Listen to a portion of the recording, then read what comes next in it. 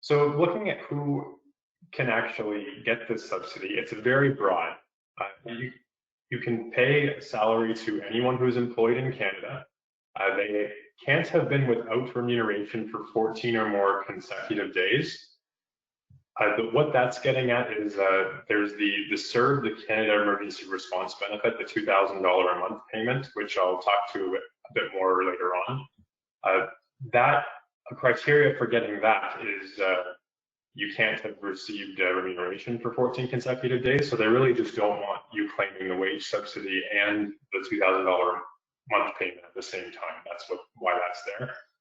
And really any entity that has a payroll account number as of March 15th, so you have to have had this payroll account in existence when this program was released, you're eligible to claim the subsidy if you qualify.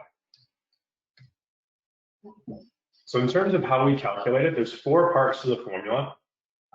A is really the gross amount of the subsidy, which I'll give you an example on the next slide. And then it's reduced by 2 amounts. The 10% temporary wage subsidy. So if you're entitled to this 10% subsidy, you do have to reduce your claim of the 75% so that you're not double dipping. You can only get a maximum of the 75%. And I'll go through the 10% in more detail in terms of who qualifies for that one. If you've set up any employees on a work share program, that amount that the employees receive as part of the work share also reduces your 75% subsidy claim. And then there's one addition for particular cases where you have employees on paid leave, and I'll go through that in more detail as well. So here's an example of how the formula works. As you see there, it's the greater of the least of 2 different calculations. It's fairly convoluted, and I just want to explain at a high level how the formula works. I'll let you know about a calculator that's available online in a few slides that I'm using because of how complicated this formula can get. Essentially what we have here is if you're paying an employee $2,000 a week, and you were paying that before the crisis, and now for whatever reason you had to reduce hours and you're now only paying them $750 a week. This formula goes through what's the amount of the subsidy you can receive. So first you start with the $2,000 that you used to be paying the employee, multiply that by 75%. So that's your first limit, is your $1,500. You compare that to the maximum you can receive, which is the $847. So you're capped at $847. And then finally, you compare that to what you actually paid the employee. So in this case, the $750 is less than the $847. So you're entitled to a subsidy claim of $750.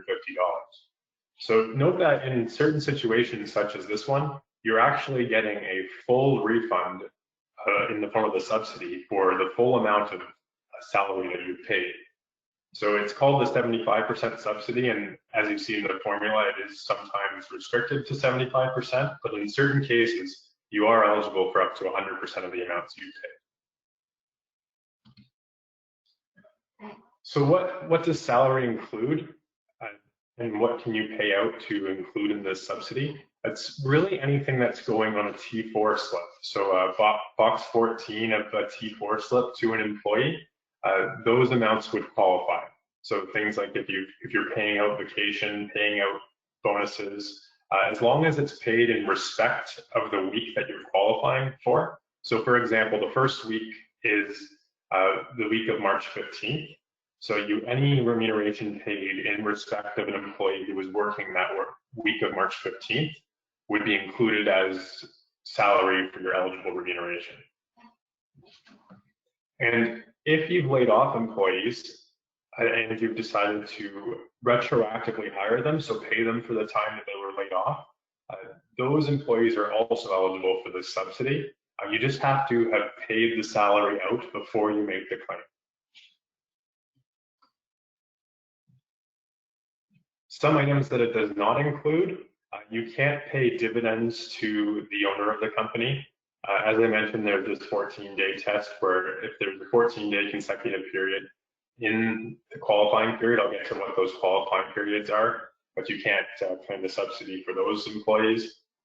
And there's a few anti-avoidance rules that they've released, where if you can be respected to receive back the salary you're paying, so either you're being reimbursed that salary from another subsidy or from another company, or in the case of a shareholder, if you're paying a shareholder salary, but then that salary is loaned back to the company, as it commonly is to fund the company, technically under this rule, that salary would not qualify for the subsidy. It actually has to be amounts that are paid out to the employee and kept by the employee. One further anti-avoidance rule is relating to kind of playing around with the formula and temporarily bumping remuneration. So if you have someone who you've been paying a regular salary before the crisis, and now you bump up their salary, give them a raise, but in reality, this raise is just temporary until the subsidy is over, and then you're expected to pay that employee back to what you were paying them before, that temporary bump also does not qualify for the subsidy.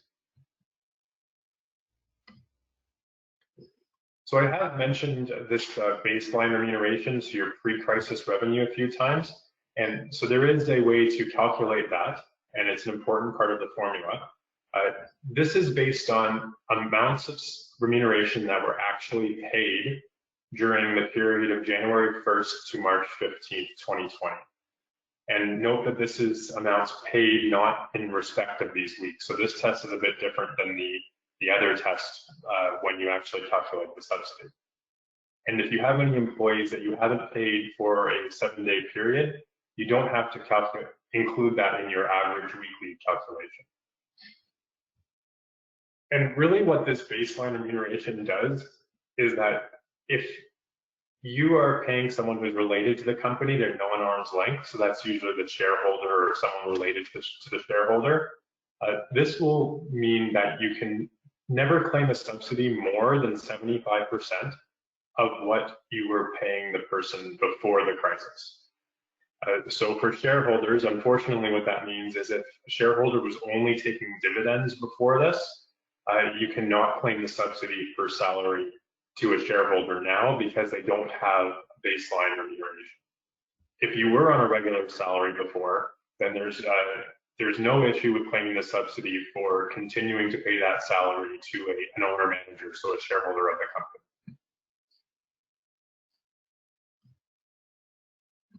So that was the calculation of that part A. And as I mentioned, that 75% subsidy is reduced by the 10%, which I'll get to, and any work sharing payments. And then this is part D, the refund of certain payroll contributions. So if you have employees who are on paid leave, so this means that you're paying them a salary, but you don't expect them to do any work at all. They're just at home but continue to be paid.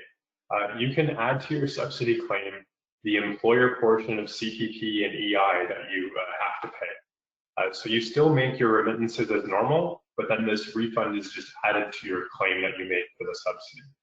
And that employee has to otherwise qualify for the subsidy. So you have to meet the other criteria as well.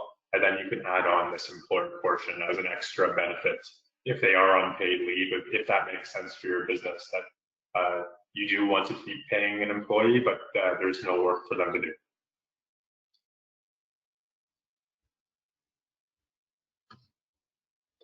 So the second part of the wage subsidy is the qualifying periods and how do you actually qualify to claim this subsidy for the employees that you're paying. So as I mentioned, there's 3 periods right now. There's the ability for this to be extended. As of right now, there's no mention of it being extended past June 6th, but the legislation does allow for the government to announce future extensions if we should need it. And so, for example, for the first period, to qualify, you have to have a certain percentage reduction in your revenues. So for the period from March 15th to April 11th, you're looking at your March 2020 revenues, and you have to have a 15% decline in revenue compared to March 2019 or the average of January, February 2020. So there's 2 different methods you can choose. Once you've picked a method for a certain period, you do have to stay consistent for all the other periods. When we move to period 2 and 3, the test is fairly similar. The only difference is that the revenue reduction requirement moves to 30%. And the idea behind that is a lot of businesses didn't start feeling the impact of this until partway through March. So the reduction in revenue was reduced to 15% instead of 30 for the other periods. So moving forward for every other period, you do have to meet the 30% test compared to the prior year or the average of January, February 2020, whichever one you choose.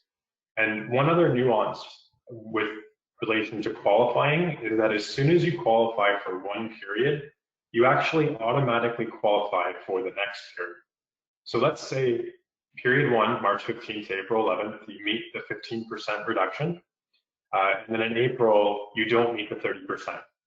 What this rule does is that it doesn't matter that you didn't meet the test in April, you automatically qualify in April because you qualified for March. For May, you'll have to requalify and meet the 30% test. So how would we determine revenue? So normally it's really based on, for financial statement purposes, what do you record as revenue normally? So your normal accounting practices, and on an entity by entity basis. So the same way you would file a tax return on an entity by entity basis, you look at each individual entity separately and look at those revenues.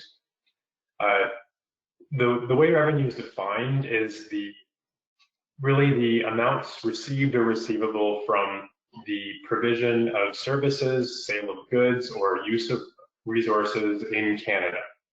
Note that in Canada doesn't mean that you can't sell to customers outside of the country. It's just that the revenue has to be earned in Canada. And a good test for that normally is that if you're paying tax on the revenue that you're earning in a Canadian company, that's likely revenue earned in Canada. A few nuances with this revenue test is that if you have any revenue from related parties, so non-arm's length persons, so that could be like another company that the owner controls, you have to exclude that revenue from your calculation. So your revenue drop has to only be from third parties. If you have specific situations where you have more than 90% of your revenue coming from related parties, there are certain elections that can be made. It does get quite complex, the different elections that are available. So highly recommended to reach out to your advisor to go through these rules with you and to see in your specific situation whether or not you qualify. It does have to be determined on a case-by-case basis if you don't meet the regular rule with your third-party revenue.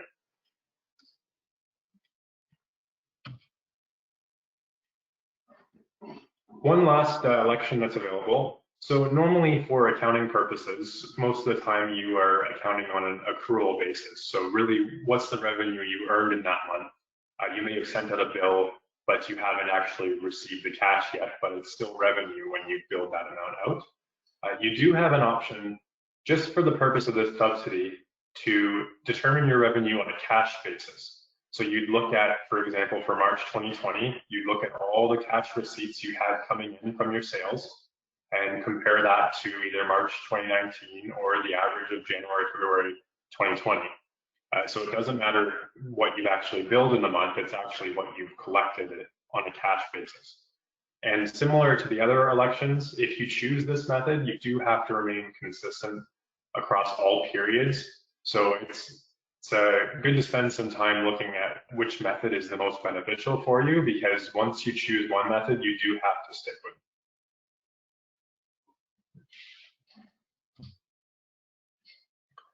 So how do you apply for this subsidy? As I'm sure most of you are probably aware who have employees and have looked into this already, the application process is open already. It opened up last week. And there's 3 ways of applying. If you have access to Canada Revenue Agency's My Business Account portal, that's probably the easiest. As the owner of the company, you can do it yourself and go through the process. There's a web-based application where you do need to retrieve a web access code to do this.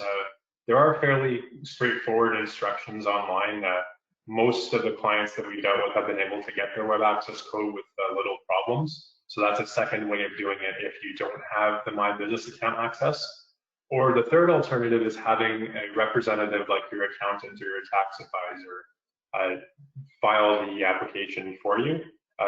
There are some additional forms that are required and some additional effort that's involved if they do it on your behalf. So I think it's a business decision to make, to see what makes the most sense. If you have all the information, it might make sense for you to submit it yourself, but that's something you can discuss with your advisors. There's no big rush to apply for this.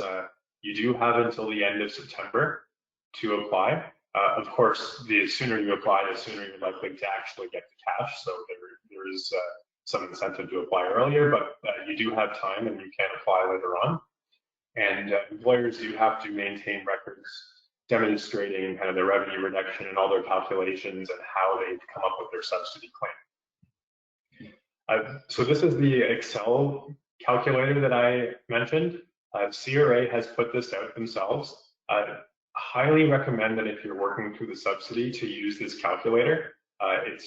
It kind of takes into account that convoluted formula and does the math for you and kind of avoids errors because it's already been vetted by CRA and we know that the calculation is correct. The link is there, or alternatively, if you Google the CEWS calculator, it should be the first link that comes up, and there's a Excel download on the calculator site. So highly recommend it. It's very useful to go through that. And that calculates your kind of your part A, your main part of the subsidy. So a few other notes about the subsidy. So the employers do have to attest to the decline in revenue and the conditions have been met. As I mentioned, if a representative is filing, there is a special form, the RC 661, that does have to be signed and kept on file should CRA ever ask for it. Really what that form is doing is that the owner is attesting that the information provided to the accountant or the other representative is correct, and the accountant is really just relying on the information provided by the employer to file the subsidy calculation. One other point that's important to note, you'll note as we looked in the example, it is possible to get 100% subsidy for some of the salaries that you're paying employees, depending on the way the calculation runs. Trudeau has come out, and I think Morneau as well, and said that the government does want you to try and pay employees what you were paying them before the crisis, if possible, but there's nothing in the legislation that forces you to do that. So it's kind of, it's an ask, and please do so if you can, but there is no requirement under this calculation or to claim the subsidy that you have to attest that you've tried to do this. And the subsidy is included in income. Kind of what that means is you pay your employee's salary, you have a salary expense, but then that salary expense is going to be reduced for any amount that you get from the subsidy. So you really just get a write-off for the amount of cash that you're out of pocket. So you're not paying any extra tax on this subsidy, you're just not getting a deduction for something you didn't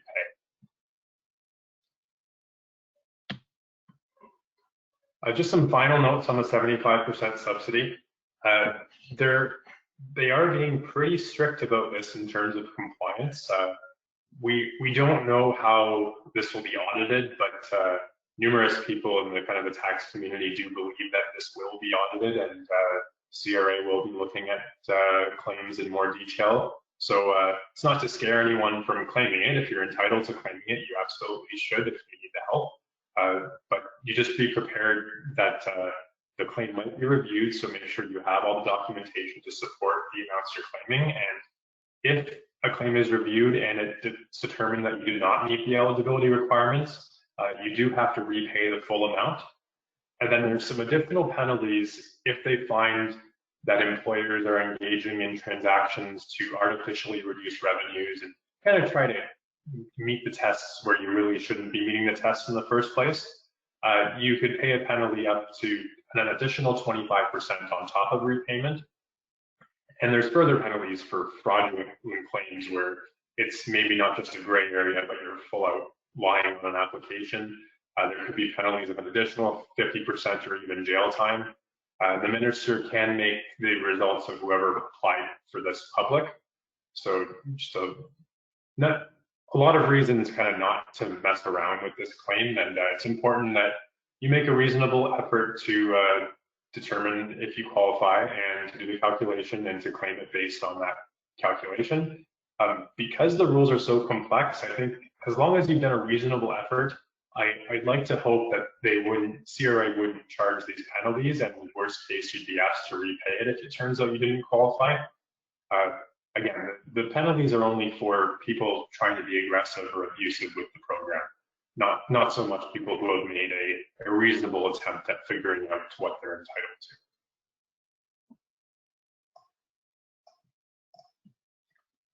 Okay, so now I'm going to talk about the temporary wage subsidies. This is a 10% amount that I mentioned that if you qualify for this one, you do have to reduce the amount of your 75% claim for this claim. So it's again, just makes it a little bit more complex, but that's the way the rules are written, that you don't have a choice to forego this one if you want to claim the 75%. You do have to claim both of them. This one is much more restrictive in terms of who can claim.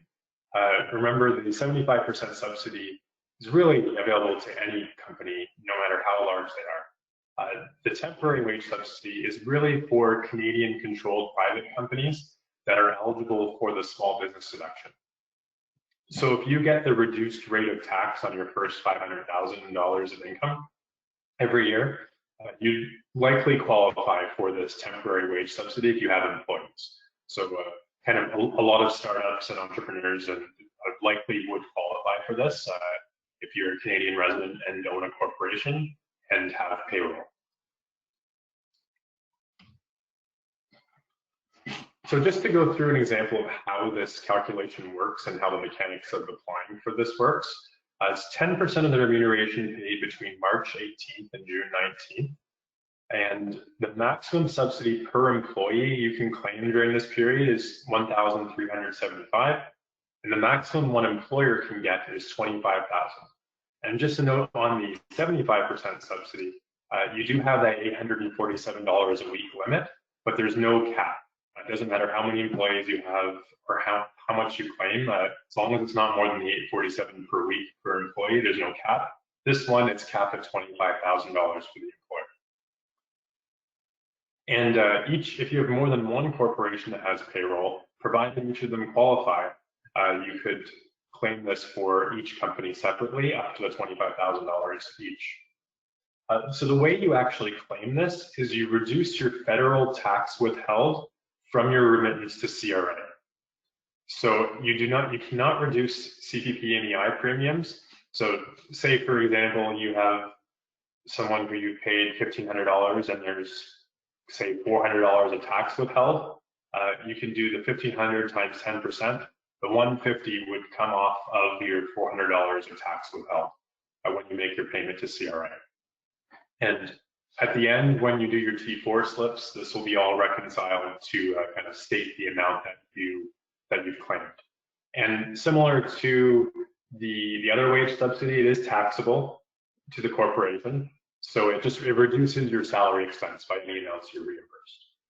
So just to go through one numerical example as to how this works, if you have 5 employees that are each earning $4,100 a month, your total monthly payroll is $20,500. So each month your subsidy is 10% of that, or $2,050. So over 3 months, you'd get a total of $6,150.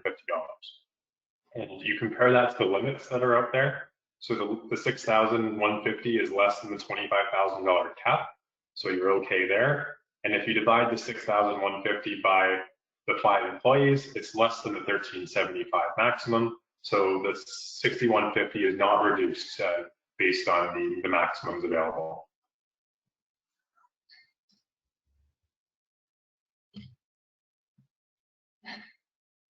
So that's the kind of the bulk of the presentation is relating to those wage subsidies. I do want to go through all the other initiatives.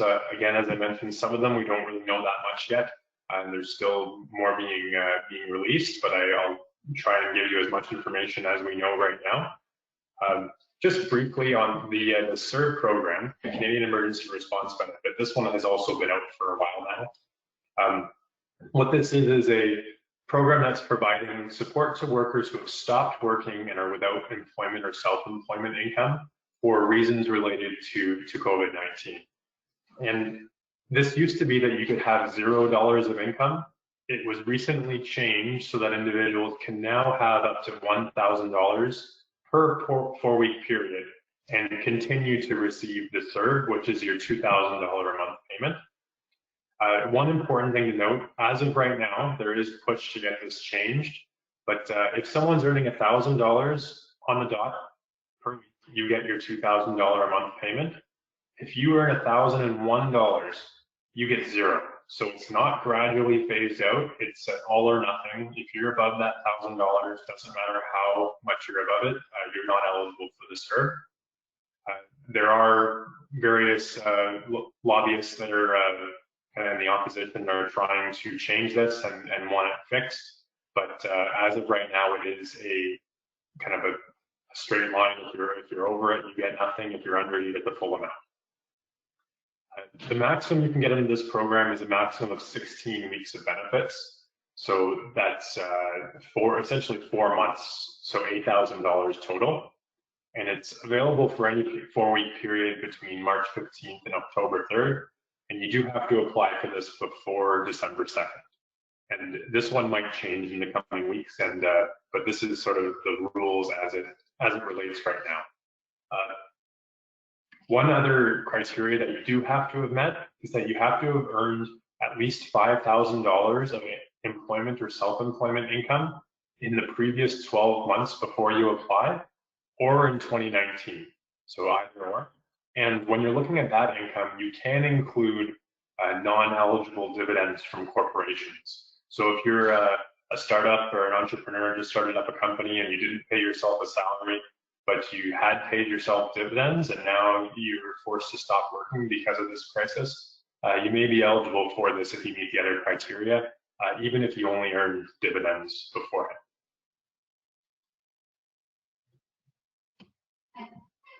One of the newest programs that have come out is the Canada Emergency Commercial Rent Assistance. And I'll caution right now that this is still very new. Landlords can't apply for this yet. So what I'm telling you is sort of all I know about this program.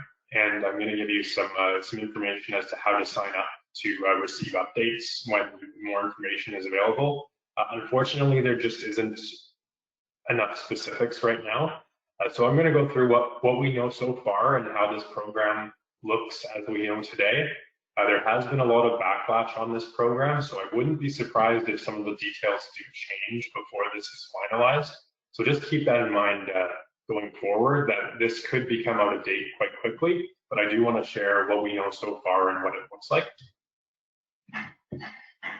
So what the idea is that this is something that's applied to by a commercial property owner. So the landlords are the ones applying for a loan that's covering 50% of April, May, and June's rent payments for eligible small business tenants.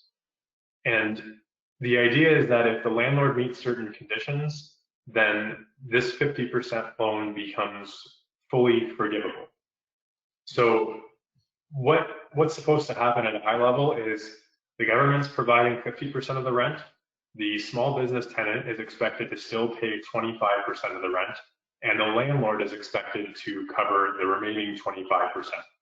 So both the landlord and the tenant are still out of pocket for part of the rent, but this program is designed to cover half of the rent.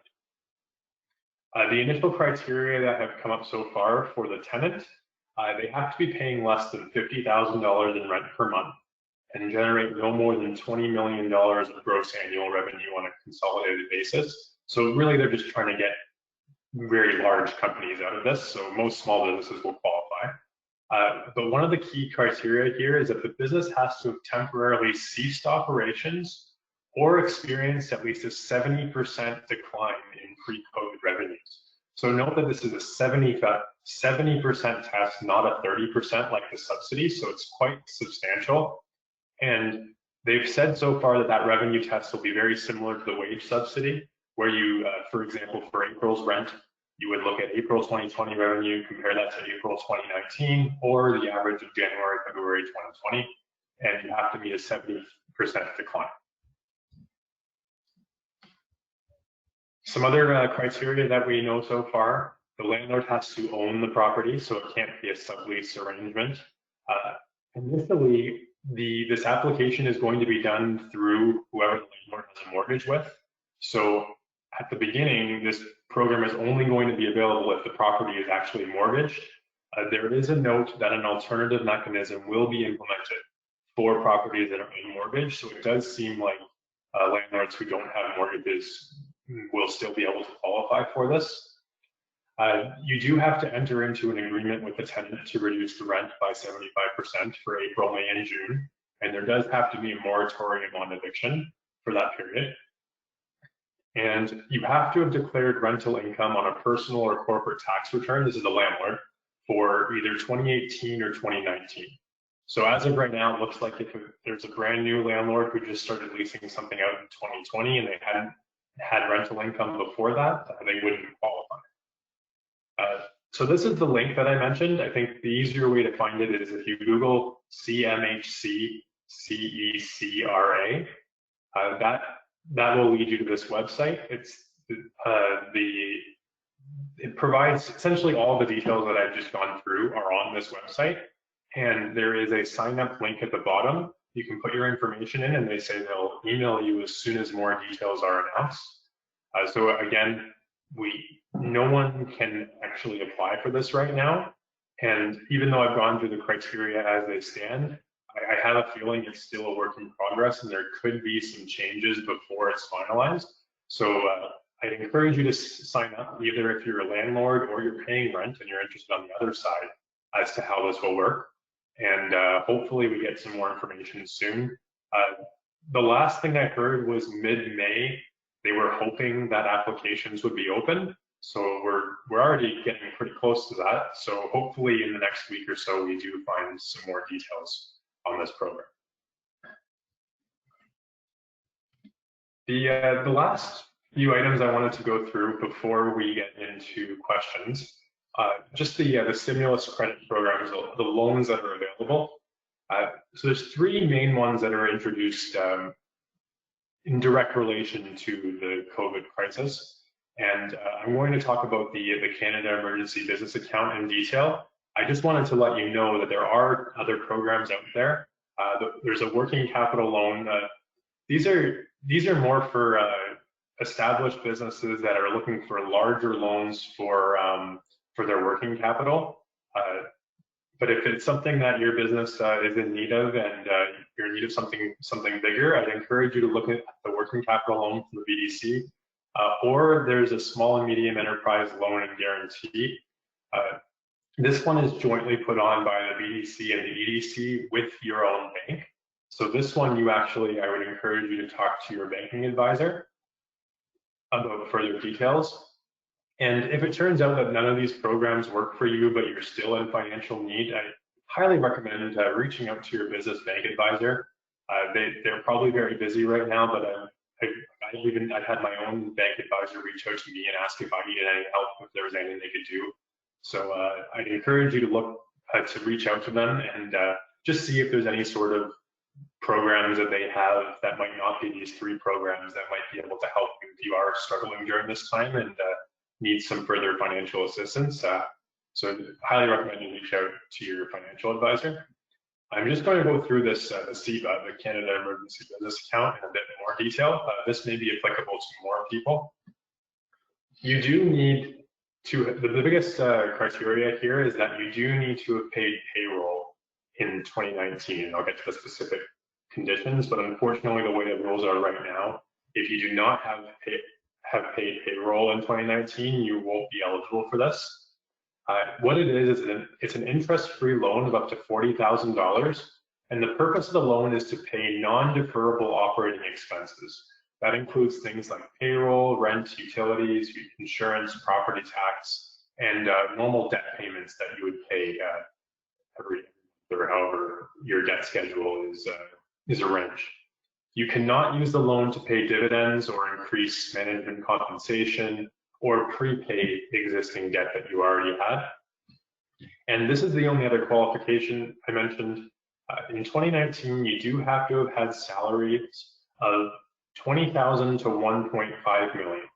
And how that's decided is you look at your T4 summary that you filed for all your T4 slips, and your box 14, your employment income, has to be between that 20,000 and 1.5 million. Again, that one is a straight cutoff. There's if you're 19,999, unfortunately you don't qualify. You do have to be within that range exactly.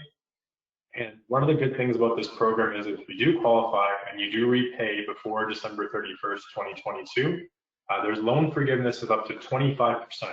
So if you get the $40,000 loan, repay 30,000 of it before December 31st, 2022, 10,000 will be forgiven.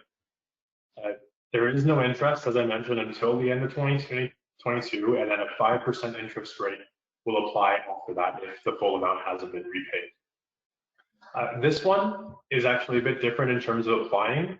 You apply directly through your financial institution's website. So whoever you do your business banking with now, they should have an online application portal. Banks have encouraged for this one to not reach out to your financial advisor unless there's some issues with the application, but try to do it through the online application because they are overwhelmed with applications and they want them all to be done online. So that concludes the presentation portion of this webinar. Thank you very much for listening. And I know that was a lot of information in 40 minutes.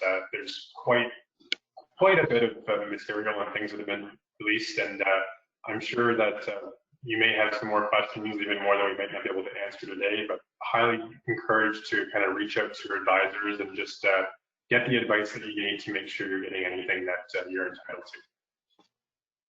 Thank you so much, Jacob. There is a question that came through. Doug was asking, does the temporary wage subsidy program apply to small non-for-profits? Yes, so the temporary wage subsidy is also applicable to not-for-profits and charities. Awesome. So the same calculations and limits would apply as it would to a small corporation. Fantastic. Doug had another question. Is there any benefit to small businesses who want to hire during this period to help cover employee costs? Yes, so provided you meet the revenue decline test, the wage subsidy may be available. Because you won't have any baseline remuneration for a new employee, as long as that employee is not related to you or the shareholder, you can hire them and get up to 75% of their wages back. So say you paid a new employee $1,000 a week, you could get up to 750 of that back as part of the subsidy. You just won't be able to ever get into that situation where you get a full 100% reimbursement for the subsidy for a new employee. And you also may want to check out canadabusiness.ca. They have a fine financing tool, and there are a number of wage subsidy programs that are available across Canada and in the province that you might be able to take advantage of. We have another question from Rakesh. Hi, Jacob. I'm a self-employed beautician currently in CERB benefits. Am I eligible for any loans?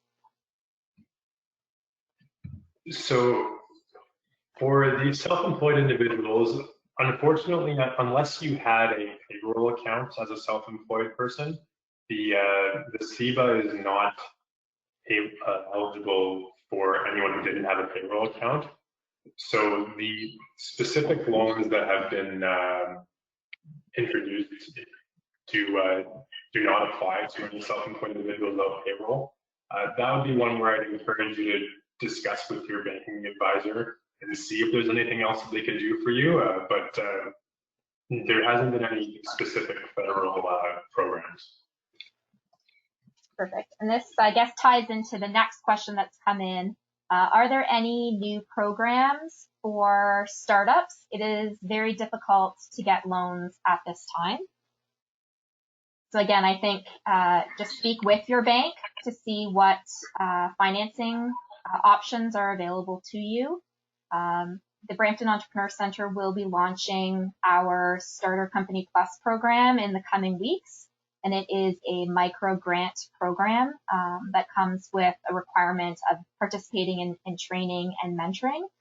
We are still working on the details of what this new program is going to look like. So subscribe to our newsletter so that when we are ready to announce this program, you will be informed of when we'll be accepting applications. We have another question from Lola. Is a new business that isn't making enough to cover rent and utilities eligible? I'm assuming this is for probably any of the financing programs that have been announced. Yeah, so for new businesses, really the wage subsidy, if you weren't in existence as of last year, you do have to use your January and February 2020 revenues to compare to your drop. Sorry, I'm just getting a lot of echo on here. Is there a way to mute?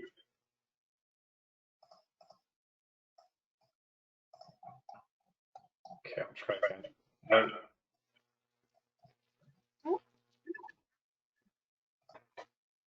Sorry, I'm just echoing a lot on myself. Would you be able to mute anyone else? I'm just going to mute you real quick while I ask the question, and then I'll unmute you. Okay. So we have a question from Samuel. We paid payroll tax for 2019, but have not known about T4 requirements. How do we apply? So if you've paid payroll tax for 2019, you are required to file T4s. Those are due February of the next year. So if you have a payroll company, or if someone's doing your if someone hasn't done your T4s, you are required to do them. So as soon as you get them done, if you haven't filed them for 2019, you would have a gross salary requirement met. But you would need to actually file those T4s because they were due in February, and that is a requirement to claim the loans.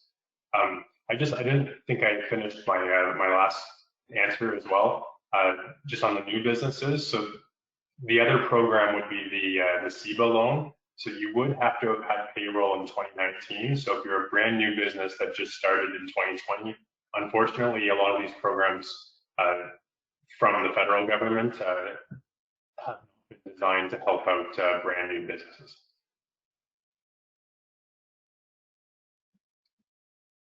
Perfect. Thank you so much, Jacob. Do we have any other questions before we wrap up for the day? Give it a couple more seconds. If there's something we were unable to get to today, or if you think of something that you meant to ask that you didn't get a chance to, we encourage you to send us an email, as I said earlier, at beth@brampton.ca, and our team would be more than happy to assist you in finding the answers to some of these questions. We know that a number of these programs are not applicable to a new startup. We understand that there's still a number of small businesses that are falling through the cracks in terms of a number of the programs that have been announced.